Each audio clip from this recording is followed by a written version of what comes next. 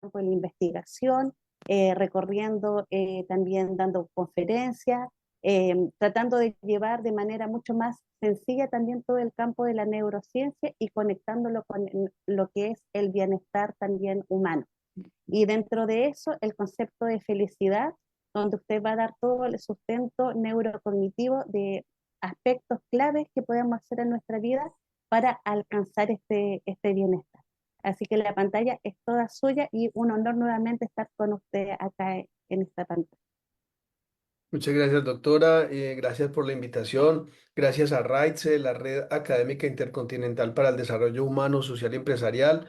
Antes de empezar a hablar de neurofelicidad, de felicidad, de sentido de vida y todo este tema tan bonito que nos convoca, pues yo quisiera, para los que pronto no tienen claro todavía qué es RAITSE, pues si usted me permite contarles un poquitico quiénes somos nosotros, porque yo pertenezco a RAITSE. La Red Académica Intercontinental para el Desarrollo Humano, Social y Empresarial es una académica conformada por personas profesionales de todas las disciplinas. Hay médicos, abogados, contadores, psicólogos, educadores, maestros, poetas, de todas las profesiones de más de 17 países del mundo. Esta red surge antes de la pandemia y durante la pandemia. Para ella y para todo su equipo que está detrás de cámaras, pues un abrazo porque no se podría hacer absolutamente nada sin ese esfuerzo desinteresado y voluntario de la doctora Cecilia Mora y de todo el equipo que la acompaña. Entonces, me disculpa, doctora Cecilia Mora, que me ha dado esa introducción, pero yo tenía que aprovechar. Muchas gracias, muchas gracias por reconocer este trabajo, porque está haciendo de corazón para relanzar todo este inicio en relación a la coherencia que significa darle el impulso a una red que se construyó en un momento muy complejo y que ha impulsado tanto el conocimiento a nivel mundial. Así que un honor, como le decía nuevamente, y a partir. Muy bien, gracias. Hoy quiero compartir con ustedes un tema que en lo particular a mí me apasiona y me toca y me llega hasta lo más profundo de mi alma, de mi corazón y de mi cerebro. Si lo podemos llamar pues como de esa manera, porque de alguna forma es mi grito o mi caballito de batalla. Yo siempre que me preguntan o que estoy en una charla, en una conferencia, estoy dando una capacitación o algo, digo lo siguiente y lo digo porque lo siento y trato de ser coherente con eso, es nacimos para ser felices, nacimos para ser felices. Tenemos todas las condiciones biológicas, psicológicas y sociales para vivir en felicidad. Ahora, hay personas que deciden libremente no vivir en felicidad, tienen derecho a tomar su decisión y a, pues, no sé. Ahora, también hay personas que tienen algunas alteraciones a nivel psicológico o a nivel neurológico que le dificultan vivir en felicidad. Por ejemplo, no podemos negar que existen trastornos del estado de ánimo, depresión, que puede ser depresión neurótica, depresión psicótica, o sea, depresión profunda o no. También hay trastornos de distimia, de trastornos bipolares. También hay situaciones de alteraciones neuroquímicas que pueden manifestarse con algunos tipos de psicosis, de, de- de psicosis, de efrenia, de algún tipo de esquizofrenias que afectan directamente el ejercicio de esa felicidad. Entonces, lo que yo acá estoy y voy a compartir con ustedes, digamos que va dirigido a la inmensa mayoría que somos las personas sanas, entre comillas, porque ¿quién decide qué es sano y qué no es sano? Pues es la cultura, ¿no? Pero hablando en términos actuales, hago nuevamente la anotación, no está dirigido o el discurso no incluye. Suena tan feo no incluir, pero bueno, el discurso, digamos, no abarca a las personas que sufren de alguna patología, sea del orden psicológico o del orden neurológico o psiquiátrico, porque esos son ya temas individuales que el especialista debe analizar con la persona para, obviamente, buscar algún tipo de solución. Con el permiso de ustedes, voy a compartir la pantalla. eh, Y me gustaría, en la medida de lo posible, pues tristemente no estamos frente a frente, ojalá que en algún momento la vida nos vuelva a permitir estar frente a frente para poder hablar, para poder tocarnos, para poder sentirnos. Sin embargo, si de pronto alguno de los compañeros, compañeras, de las personas que están viendo en directo la charla, o que luego lo ven en diferido y quieren hacer un comentario o alguna pregunta o algún aporte, vamos a estar atentos a responderlo. Si estuviéramos frente a frente, les pasaría el micrófono, habla y se generaría un diálogo. Entonces, en la medida de lo posible, hagámoslo lo más interactivo posible. Vamos a hablar sobre felicidad y sentido de vida, pero lo vamos a hablar desde un enfoque desde el cerebro, desde la parte biológica, desde la parte biológica. Felicidad y sentido de vida, una mirada desde el cerebro. Siempre que empiezo a hablar de este tema, me gusta tener como claridad o hacer claridad de que los seres humanos, las personas, somos multifacéticos, tenemos muchas dimensiones, somos polidimensionales. Por eso existen tantas disciplinas que estudian que estudian a la persona desde diferentes perspectivas, ¿no? Desde la parte de la sociología, la psicología, la teología, la biología, todas, porque el ser humano es multidimensional. Tenemos unas bases biológicas, tenemos unas bases psicológicas, tenemos una estructura social que de alguna forma nos moldea y nos dirige, pero también tenemos ese momento que ahora estamos redescubriendo, que es esa dimensión de la espiritualidad, de la trascendencia, de ese inmaterial que nos rodea, que está dentro y que está afuera y que nos une con todos los demás seres vivos de nuestro planeta, esa parte trascendente espiritual. Los seres humanos somos, digamos, una maravilla de la evolución y de la creación, de la evolución y de la creación. Miren que toco ambos aspectos, lo evolucionista y lo creacionista. Entonces, es muy difícil dividirlos. Para poder abordar este tema y en el tiempo que tenemos que es reducido, pues tenemos que atomizar al ser humano, lo cual no es lo más aconsejable. Entonces, el abordaje que vamos a hacer en esta charla, en este momento, va a ser un abordaje básicamente desde la biología, pero sin quitar los otros aspectos psicológicos, sociales y trascendentes que están obviamente inherentes al ser humano. Yo quisiera permitirme e invitarles como a hacer un recorrido de qué ha sido la humanidad conocida a través de la historia. O sea, la Tierra, el universo, no sabemos cuándo realmente fue creado, dicen que hace 4.500 millones de años, en fin, hay diferentes teorías, pero realmente nadie sabe. La ciencia no ha logrado determinar el origen del universo, ni mucho menos el tiempo del universo. Se habla de la teoría del Big Bang y se habla de muchas otras, pero simplemente son teorías, son supuestos. En la Tierra, en nuestro pequeño planeta, que como decía Carl Sagan, somos polvo de estrella, somos una minúscula gota de polvo en medio del universo que es gigantesco. Nosotros habitamos un planeta pequeño, minúsculo, en medio del universo. Y ese pequeño planeta, como lo llamaba Carl Sagan, es nuestra casa cósmica. Aquí estamos unidos 7.000 millones de seres humanos, que es más o menos la población actual del planeta Tierra.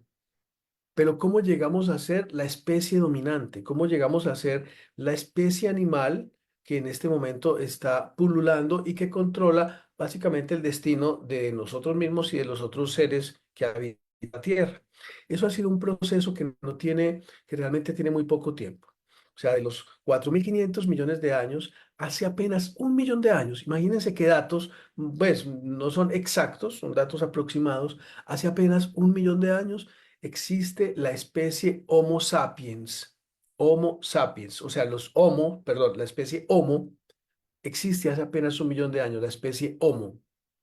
Nosotros, los que estamos acá en este momento, somos Homo sapiens, es decir, somos una variación de los Homo. Pero hace 1 millón de años aproximadamente existían varios tipos de Homo. Imagínense, simultáneamente en la Tierra habían diferentes variedades de Homo, el Homo erectus, el Homo habilis, el Homo neanderthalis, y dentro de todos esos Homos había uno que era el Homo sapiens. No se sabe cómo ni por qué, tal vez por evolución, adaptación, lucha por territorios, no sabemos cómo. El Homo sapiens fue quedando como la única especie Homo prevalente y comenzó a evolucionar. El Homo sapiens, como lo conocemos ahora, como ustedes y como yo, realmente tiene unos entre 100 y 300 mil años. Entre 100 y 300 mil años. De hecho, cuando vemos esas películas de los dinosaurios y vemos que los hombres de las cavernas están con dinosaurios, con el tiranosaurio, con el estegosaurio, eso es pura fantasía, porque la especie Homo sapiens jamás convivió ni coexistió con los dinosaurios. Los dinosaurios se extinguieron hace 60 millones de años. Nosotros estamos hace 1 millón de años, 300 mil años. O sea que no nos tocó compartir escenario con los dinosaurios, salvo en las películas, ¿no es cierto? Pero de ahí cómo comienza a darse ese proceso de crecimiento social. Imaginémonos esa maravilla que nos va poniendo la naturaleza como retos que nos han ido llevando a evolucionar desde ser unos seres muy primitivos, muy instintivos, que lo que buscábamos era la felicidad representada en la comida, en la supervivencia y en una cueva o un lugar donde refugiarnos. Ese era el concepto o como lo pensaba como lo pensaba la felicidad de esos primeros Homo sapiens hace 300 mil años. Sentían felicidad cuando conseguían alimento, cuando tenían casa, o sea, salían a cazar o tenían un cubierto donde vivir, o cuando estaban en seguridad con los seres que los rodeaban.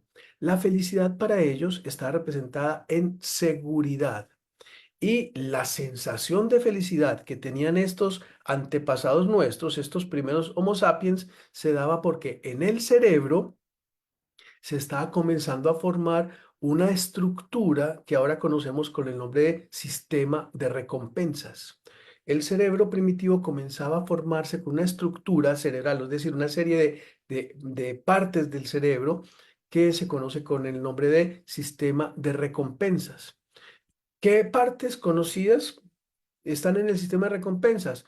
Ahí está los sistemas emocionales, sistema límbico, del que tanto hemos escuchado hablar, sobre todo con la película Intensamente, la primera y la segunda parte que fue inaugurada hace poco. Yo la vi la semana pasada y es espectacular esa película Intensamente, segunda parte, o Inside Out, como es su nombre original en inglés. Hay que verla. Eh, pero además el cerebro primitivo tenía un centro identificador de errores que estaba precisamente ubicado, bueno, iba a coger un cerebro para mostrarles, pero más bien acá en el mío les muestro, entre los dos hemisferios en la parte profunda, o sea, en la parte medial del parénquima cerebral interhemisférico, hay una central identificadora de errores. ¿Qué era lo que hacía esa central? Viajemos al pasado. Imaginemos esos primeros seres humanos, que somos un organismo, digamos, compuesto por multitud de individuos, que yo no puedo tener una felicidad total mientras hay un vecino o un individuo al lado que está en la absoluta miseria. Para poder vivir en felicidad debemos entender que tenemos una responsabilidad con el entorno, una responsabilidad con la sociedad, que tenemos que aportar un grano de arena a la felicidad de los otros, a la felicidad de los otros. Es una gran responsabilidad. Los que somos bendecidos porque tenemos más, debemos ayudar a aquellos que tienen menos, no regalar, sino ayudar a que por lo menos tengan con qué limpiarse cuando tengan necesidades fisiológicas. Por lo menos tengan un plato de comida de vez en cuando en la medida de las posibilidades. Y no se me confunda, soy un enamorado del dinero y del dinero honrado y bien ganado, ¿no?